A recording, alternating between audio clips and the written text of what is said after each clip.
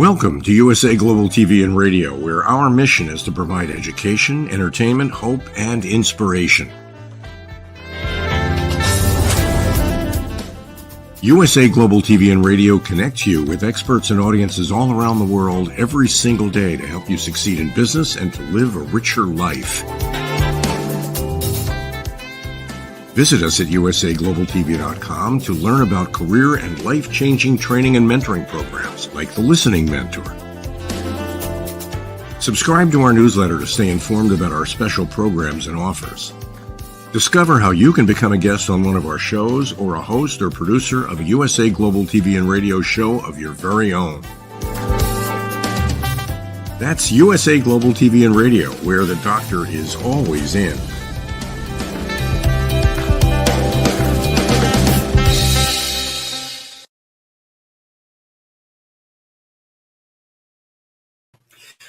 Howdy, y'all. Good morning, good afternoon, good evening, anywhere in the world where the USA Global TV and Radio audience is today. We're always available on the YouTube archive and on several other channels. I'm Red O'Loughlin. I'm the host here on The Wise Ones today, and I'm very, very honored to have a friend, a local business owner here in the Houston, Texas area to join us today as a guest. And a brief introduction, Jane Moughon is an entrepreneur, has been, seems like forever and ever and ever. She's been a professional recruiter, a speaker, and author. 35 Silent Business Killers, I think, is the name of her book. Also, Letters from Mom and Your Personal Success Funbook. She's a contributing author to other books, too. She has a major background in accounting and other business practices. A career counselor, teacher, trainer, coach, professional resume writer. She's been involved in just a number of different things over the years, but more recently, she's come to fall in love with health and wellness, and we're going to talk about a little bit of everything. So, Jane, please join me. Hello. Thank you for having me. Okay, so you started out in the corporate world, and then you ended up I guess you started out in the entrepreneurial world, if I remember right. Then you kind of got a little hand in some accounting and other HR and employee relations and other things for a while.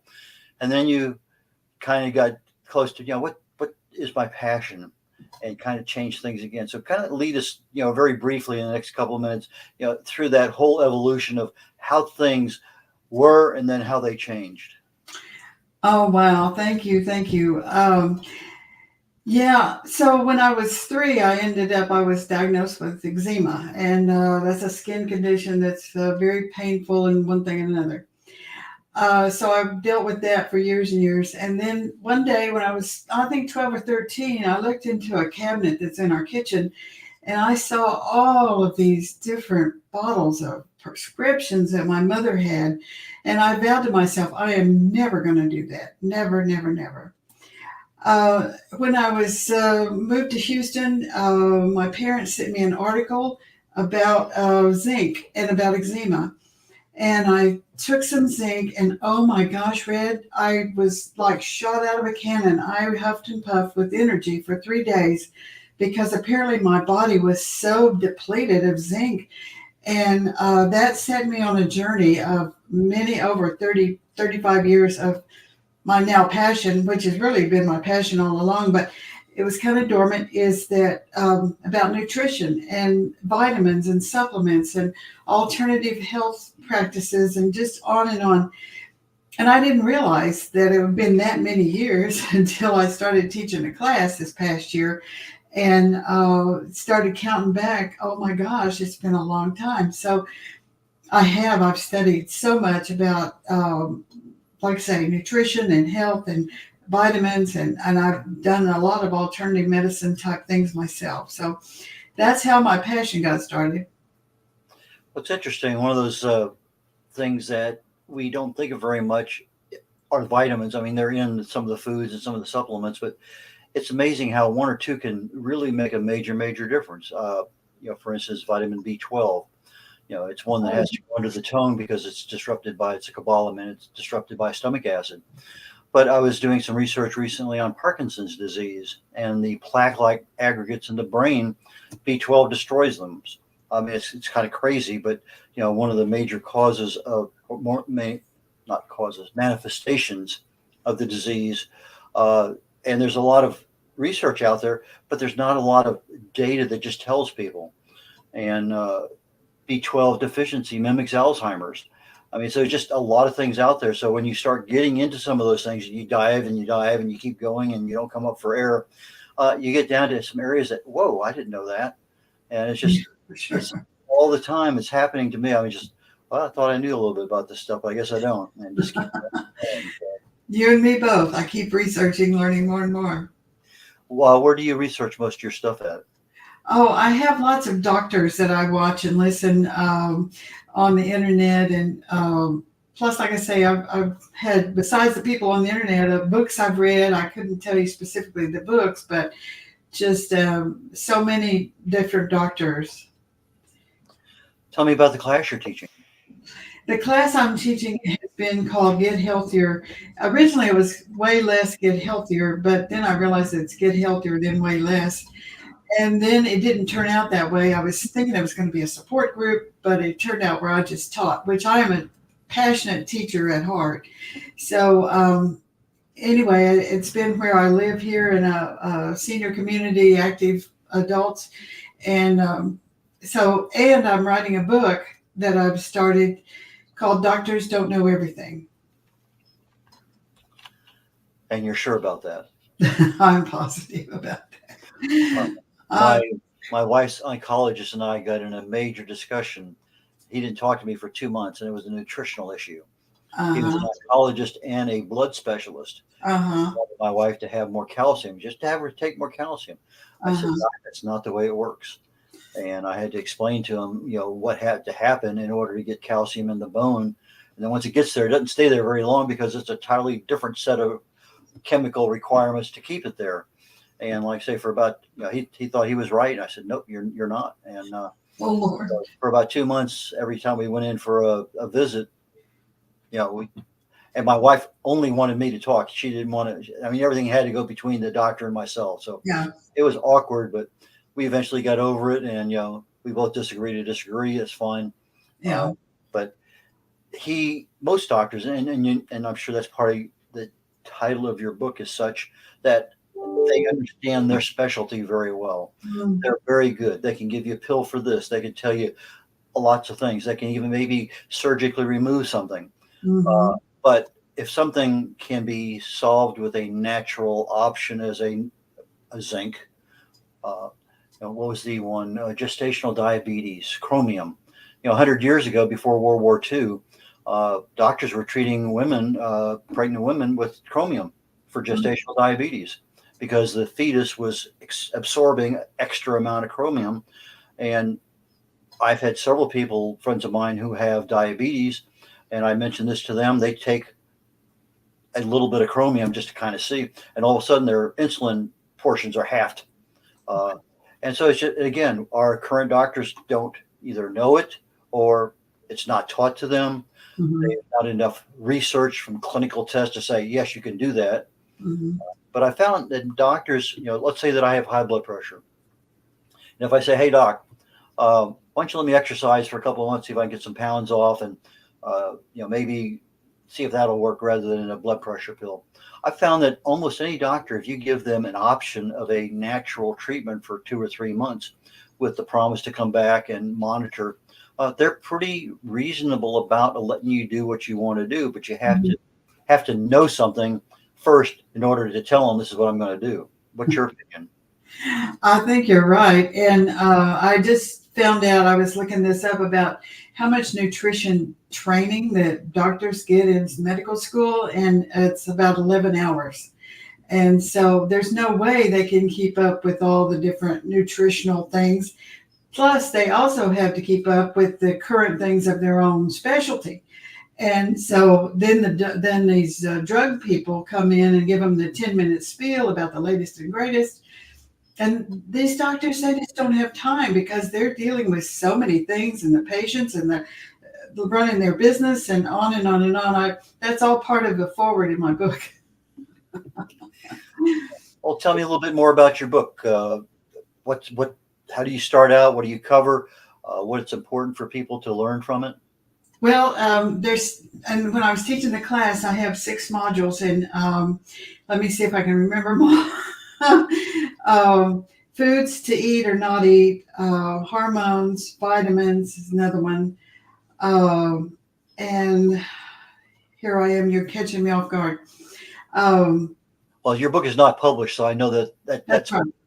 Yeah, and it's subject to change. So those are 3 of the big topics. Another one is insulin resistance, and that's such a huge topic that I cover about today's world and insulin resistance and how people are getting diabetes. I have a statistic of how many people, I don't have it here, but how many people in the United States have diabetes and or insulin resistant. So that is a huge topic for me because my first husband was thin and he kept trying to gain weight. When we first got married, he lived off of Dr. Pepper. Those of you around the world may not know what that is. Similar to Coke, soda, ice cream, and potato chips. And he continued to eat those and continued, besides eating nitrate foods and aspartame drinks, all of this horrible. The diabetes ultimately, what a roller coaster that is. So I saw firsthand how bad that was and how he created that. Nobody in his family had that. And the insulin, that taking of the shots and the roller coaster, oh my Lord, that topic. And then there's this high fructose corn syrup that raises our blood sugar, and how people don't know about how bad that is and what it does to our body. And like I say, I could go on and on about that topic because it is so dangerous and it's in everything. And I also looked up how when high fructose corn syrup became so prevalent in the 80s, the government started subsidizing the corn industry. And so for the manufacturers, corn syrup was cheaper than sugar. And so they switched over, and now it's in everything. Even there's a particular grocery store here that puts out their own hamburger buns, and hamburger buns has high fructose corn syrup in it. I could get on my soapbox about this. You want to hear some more? So what do you think, Red? Well, there's definitely a problem back in the 1976 when we started having the ultra pasteurized processed foods. That's when they linked the beginning of obesity epidemic to that start date, 1976. And when you started adding in the 70s, 80s, where you started looking at, well, if it's a saturated fat, we have a problem. Well, coconut oil and palm oil were used in their saturated fats, but they're plant saturated fats.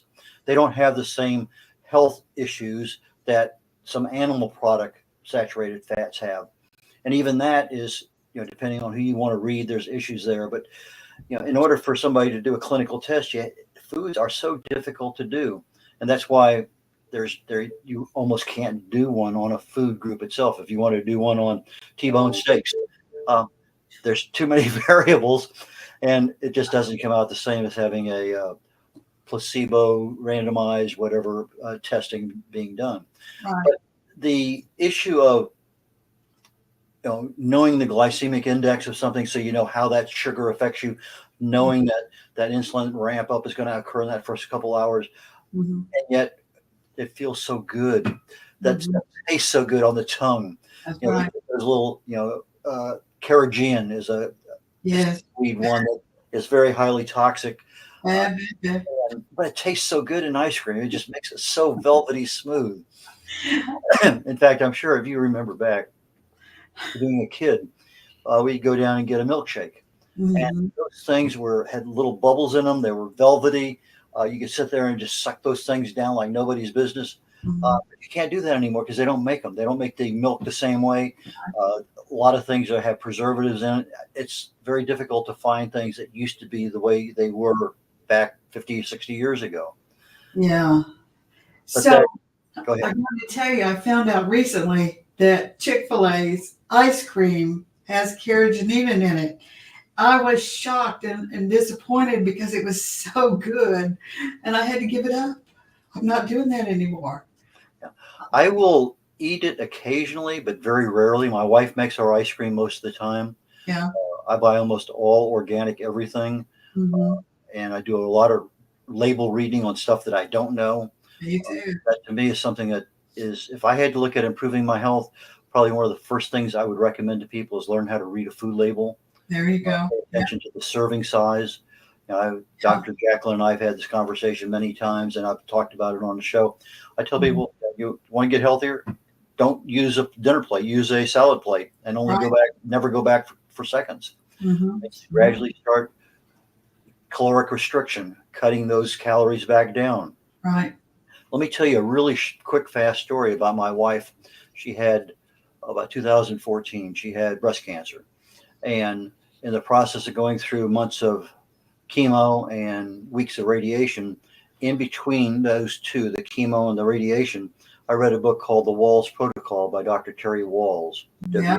WHLS. Got it. Mhm. On the first day of radiation, I gave my wife essentially about 1/4 to 1/2 of what the food protocol was for uh, just the basic Walls protocol. And the reason being is the fact that, she is a doctor, and late in life she came down with MS, and for years, no matter what they did, it kept getting worse. She ended up in a wheelchair for years.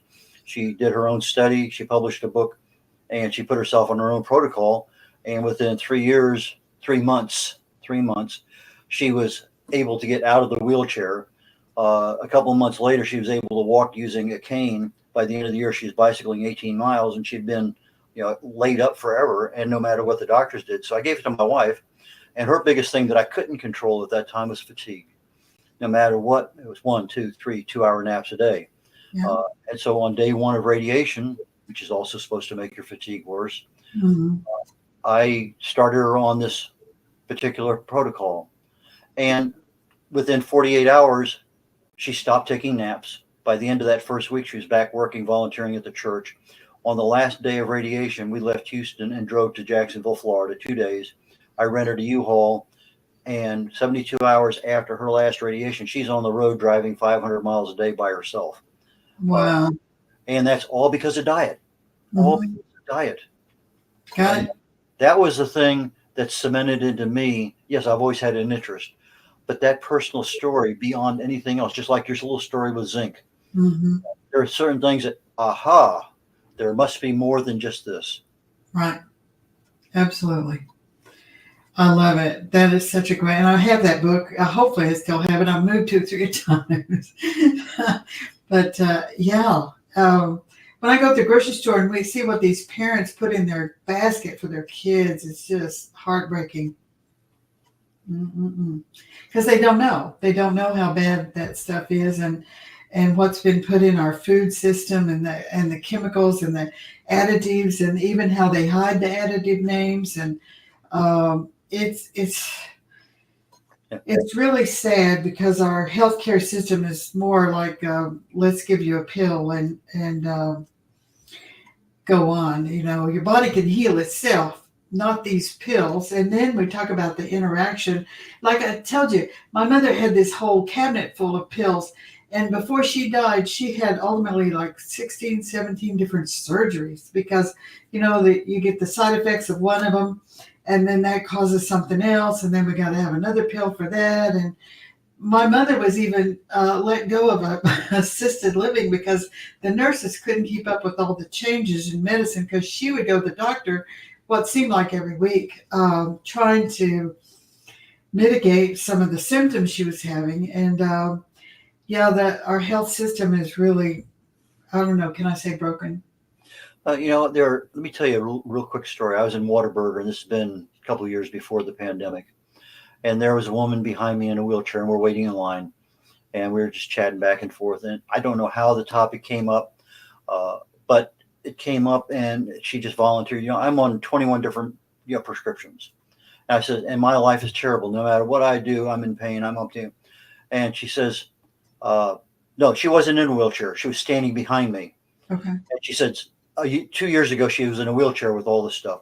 And she's standing behind me as healthy as I could possibly look at a person. Thin, trim, very coherent. And she says, I couldn't stand it. I says, I'm either going to die because I says, I'm getting off everything cold turkey. I'm getting off. I says, that's not what you're supposed to do, but that's what I'm doing. Yeah. And her doctor says, don't do that. She said, I don't care. I honestly don't care. I feel so bad. I cannot stand it anymore. And she's cold turkey on everything, and started eating better, paying attention to what she was doing, added exercise after a while. And she gradually got literally her whole health back after living for years and years and years in a wheelchair, unable to do things that, as you said, the side effects of one drug causes something else to happen. It's just, yeah, it's sad. It's sad. And we do need doctors, but they still don't know everything. well, I have several. It seems like now that I'm getting older and older, I'm picking up a new specialty each year. I don't want to do that. I know. But the good thing is I'm on a 6-month visit cycle now that they'll come in. Okay, we're just going to do a look real quick, or we're just going to get a blood sample. And if anything's bad, we'll let you know. But every 6 months I haven't missed an annual physical since 1968. Okay. I had 31 years with the Navy flight physicals, and then that kind of got me into a habit. But I totally believe, and you have to know where you are. I had in December, I had one of my brothers died, and one of my sister-in-laws died, and both were from the time that they really found out what they had to the time they were in hospice for 2 days or less, and they passed away. They had not been, really to a doctor and knew something about, if you don't know where you are, how do you know where you're going? Right. And if you're going to fix something, it's a whole lot easier to fix it when 6 months ago you didn't have that, but you have it now. That's a whole lot easier to fix than, well, the tumor's the size of a softball, and we give you 2 months, and it's crazy. Yeah, it may cost you some money for a health exam, but there's wellness exams that don't cost a whole lot. Right. You can go down and get your own blood test now. Are you familiar with C-reactive protein? Absolutely. Our inflammation marker. Absolutely. I know. So that's one that I totally believe in, and it's just add that one. I don't know why the medical profession does not consider that to be a standard test along with all the other blood tests they give you. And I've had some doctors tell me it doesn't matter. Doesn't matter. That story about the checkups and things like that, I talk to my husband all the time about that. It's like your car. I mean, he's so interested in making sure our car gets a checkup that I said, this is like your body. When the check engine light comes on, you do something. And we need to check that before anything else happens. And so he's not interested in those kind of tests. However, I am. So we go. I try. He goes not willingly. So we've got to keep up with these numbers, because you're right. If we don't know where we are now, we don't know what's coming up. And you mentioned Parkinson's. Both my brother, my grandfather, my father, and my brother all had Parkinson's. So I did the 23andMe to see if I had the marker for Parkinson's, and thank God I don't. So anyway, you've gone through a lot. Well, let's talk about your original book was Lose Weight and Get Healthy. It was the original topic of my class was get healthy, lose weight, get healthier. Okay. And then I realized it should be get healthier, then lose weight. So. Okay, so let's say somebody comes into your class, or somebody is a client of yours, or giving a presentation to a group of people, and let's say that they're not diabetic, but they're 30, 40 pounds overweight.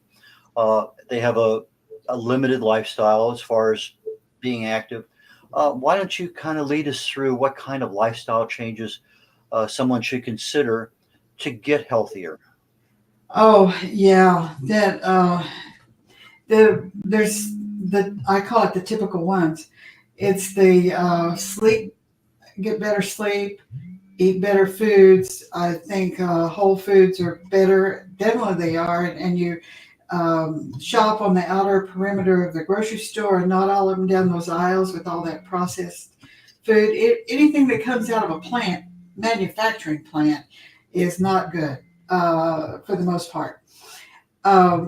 Then to get the exercise, that's standard on so many things.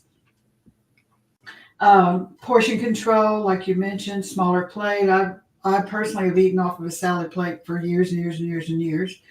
And another big tenet of mine is fiber, more fiber, because fiber reduces the carb count. And so many people are talking about low carb, low carb, low carb. Well, if you add the fiber in and you see on the nutrition label that there's some fiber, you subtract the fiber count from the carbohydrate count and get the net carbs.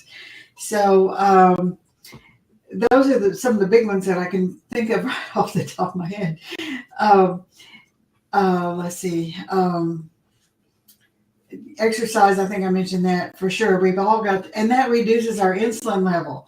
And that's another topic I'm big on is insulin. And people don't know that blood sugar and insulin are two different things, and how insulin is a blood storing, fat storing hormone. So that's another thing I cover in my class.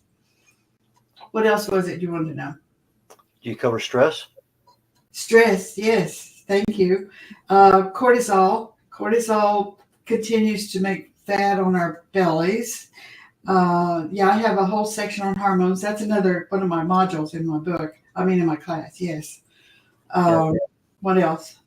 It's hard to keep our hormones balanced if we're not having balanced nutrition coming in the door to start with, because that's kind of where everything really happens. And then your gut microbiome. You talk about fiber. That's super good, not only just from a healthy perspective, but if you start switching over to a ketogenic diet and you start to give up carbs, now all of a sudden you have problems with. I don't know. That's a big word that a lot of people don't know. And you want me to explain that one? Go right ahead. All right. So if we're doing intermittent fasting, it's called an eating window. So whether it's an 8-hour window or a 12-hour window, then the rest of the 24 hours, your body is healing itself. It's cleansing your cells of the dead cell things. And so then autophagy is a word that's used for aging backwards. And so I don't know if you can tell, but I'm over 70, so hopefully that shows up. Anyway, but yeah, that's a big thing about aging backwards. It makes our skin better, makes me sleep better, all kinds of health benefits of intermittent fasting and the ketogenic diet of low carb. How about extended fasting? Have you done any of that? No, that's not something that I can't do. I can't do. I can do the 8-hour window, but I don't know. Yeah. I do a 72-hour fast every month. Most of the time it ends up being 100 plus. Last year for Lent, which is getting ready to start again here very quickly. I started out with a 200 plus hour fast, and then I ended it with a 180-hour fast. But I find 72 hours very easy to do. And your autophagy talk is absolutely on point. Right. If you don't allow autophagy to happen, and that also can be a contributing factor, I believe, to Parkinson's and other aspects of dementia. The cells are never allowed to get cleaned. There's a lot of leftover debris just from normal cellular operations. You start choking the mitochondria, you start doing a lot of other things. And you do an intermittent fast, you allow the autophagy to start, but then it starts at about 16, 18 hours, but it doesn't get to 100% until it's about 70 hours, 60, 70, somewhere in that range, depending. So you really need a little bit longer than an intermittent fast to really take benefit of the autophagy. That's my understanding. Sure. Yeah. Another factor is that our immune system is in our gut, in our intestines, and vitamin D is so critical. And make sure you have your blood test done and check your vitamin D levels, because I never got COVID and I wasn't worried about it either. So vitamin D is so critical for so many things. But yeah, our gut and our immune system, there's all these things going around now, the flu shot and the COVID's back and the RSV and on and on and on. But it has to do with our digestive system. Okay, so you have a need to have food on a regular basis within a 24-hour window. Yeah. Well, let me say this. I've never tried 24-hour fasting, okay? Do you remember Oprah when she did the liquid fast? Do you remember that? Well, I tried that. I have a list. In my class, I have a list of, 20 or 30 ways to lose weight that are all popular. And one of them was the liquid diet, liquid, whatever she did. And I did that and I lost weight. But, ultimately over the year or two, I gained it back slowly.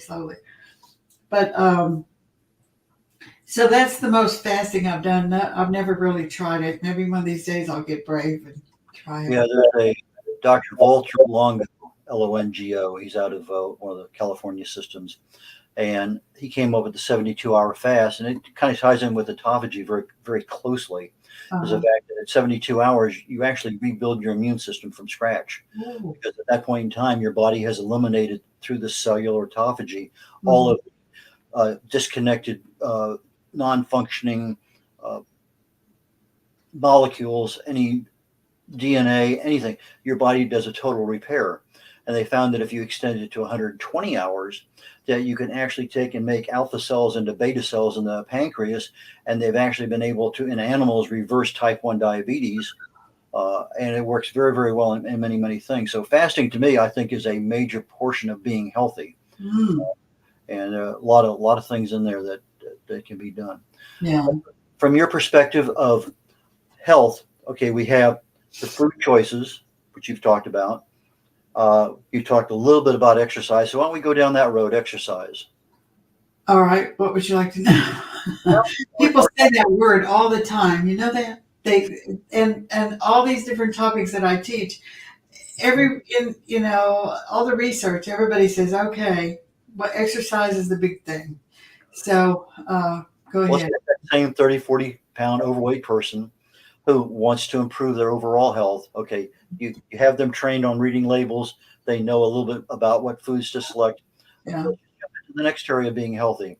Let's talk about exercise for a short while. Let's, give me your presentation, few sentences on what would you tell somebody in your audience that, hey, this is the kind of exercise that you're going to get the most bang for the buck out of.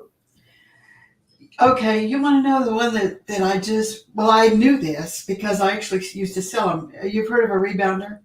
Yes. A rebounder is one of the best of all of them. And like I say, years and years ago, I've been an entrepreneur, so I was selling rebounders back then. And just recently I got a new one because we moved, like I said, we moved a few times, we downsized, didn't have room, whatever. But that is one of the number one things. The other thing about exercise is there's so many ways. It's all about movement, and there's so many ways to do that. And one of the big tenets that I believe in is make it fun. I used to play racquetball, and it was racquetball light, not the hard hitting, but I love racquetball. I love skating. Remember years ago, I used to skate. We had more and more skating rinks back then. But here's a new one I just learned about a year ago, and it's adult drumming. Have you heard of that? I have not. Senior drumming for seniors there's a whole bunch of YouTube videos about that. And it is, you can do it a couple of ways. Number one, you can get one of those big, massive exercise balls and set it up on a trash can or something and get you some drumsticks and follow along to music with patterns that are drumming. And they actually used it. They use it in some health facilities and some senior places. But you can use that big exercise ball. You can also do it with just a plastic trash can. And you can do it either standing up or sitting down, depending on your situation. But it's fun because, like I say, they're playing music that I'm following along with on YouTube of different songs, and some of them the oldies that I like, and just various ones that have a rhythm. And I used to love to dance. Now, I say used to. Here's the thing. I fell off a ladder 40 years ago and have had ankle problems. Well, for a lot of years it was fine, but then over the years, one thing and another happened. A couple of years ago, I had 3 ankle surgeries in 1 year, and ultimately lost my ankle. So right now I'm doing more sitting things because I'm having to learn how to walk with a prosthesis. So, but movement, there's yoga, there's sitting exercises, there's all kinds of videos, but make it fun, just movement in general. And I've talked to my husband all the time about that because he loves sitting in his big recliner. Oh. And getting in the water. That's another one I love. Just get me in the water. So if you can't do dancing with the oldies, you can do drumming with the oldies. That's right. You got it. Okay, we're toward the end. I want to cover two more subjects with you quickly if we can. One is sleep, and the other one is stress. Okay. How do you want to tackle that? Well, one thing I have read about is sleeping with no electronics in your room. And also, and I even cover up my, I have a clock, my nightstand. I make sure that beam of light is not right in my eyes. I cover up something, for that. And so the other thing is having the room dark. And so I got me some room darkening curtains. And so that makes it so much better because light in the room, the light from our cell phones, the TV, the iPads, all of that affects our sleep and being able to sleep soundly.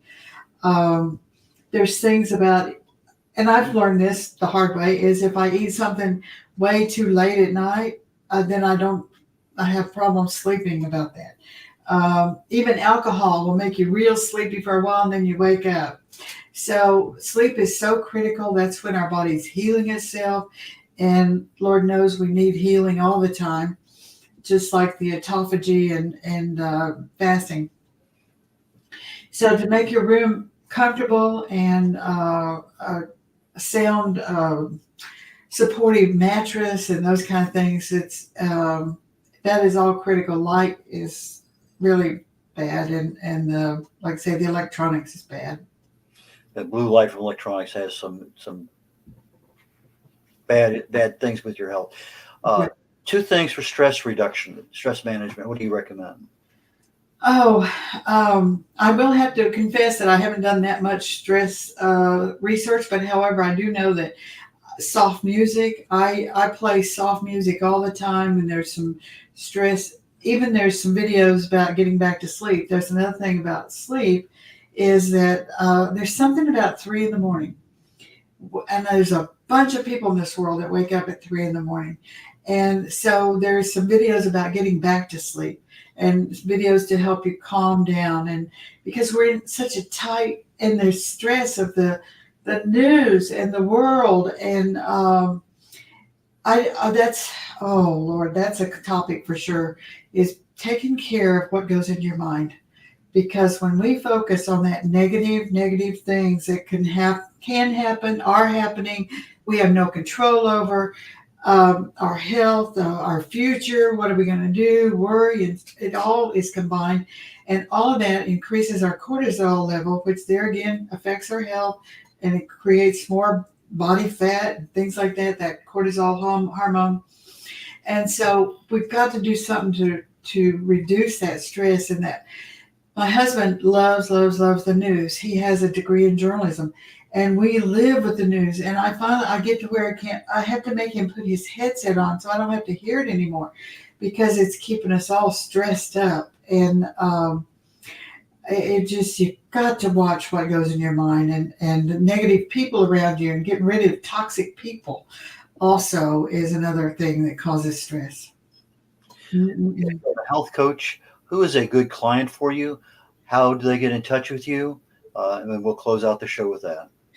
Right now, it seems as though women are drawn to me, and a few men, but and I think women are more in tune to their health.